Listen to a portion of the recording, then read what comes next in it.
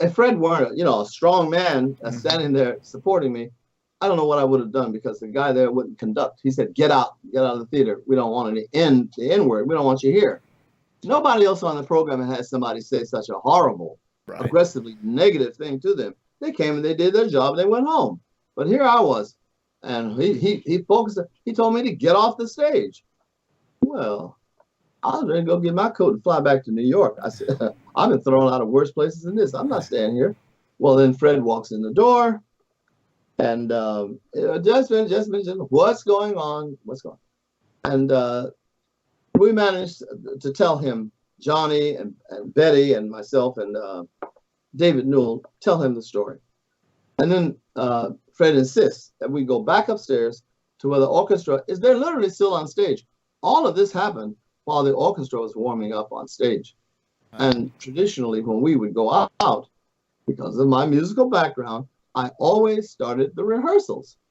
And there was nothing, no gimmick or anything about it. I was just ready. I woke up ready and my voice. So I usually did my stuff first. And nobody in the group objected whatsoever. But this conductor.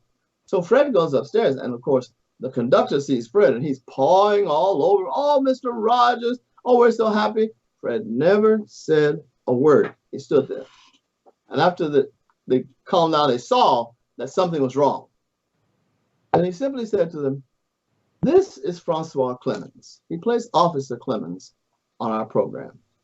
He travels with us. He sings. He has a beautiful voice. We love him. What did you say to him this morning?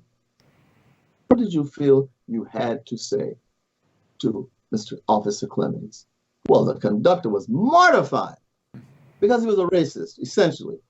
And the idea that Mr. Rogers was reprimanding him because I asked for common courtesy. I didn't want anything special. I had a role to do. Get out of the way and let me do my part. But he wouldn't let the orchestra. He told me to get off of his stage. Well, we stood there, and he stammered and stuttered and said some things. And Fred said, I think you owe him an apology. We do not talk to him like that. And we are not going to get accustomed to it with you. If you feel you cannot apologize, we understand. No one is going to force you to do what you cannot do. But we are going to pack up our stuff and go home. Next move is up to you. Wow. Well, he began to grovel, and he carried on. He touched me, and in his lousy effort to make up for being an absolute brute. And I didn't want him to touch me, but there was Fred saying, here's the peace offering. We must accept however he extends it. I wanted to pop him in his mouth. Fred was the nice one. Right. No, because I had learned how to survive. Sure. It wasn't quite the way he had learned. So there I was, and I said, okay, I accept your apology.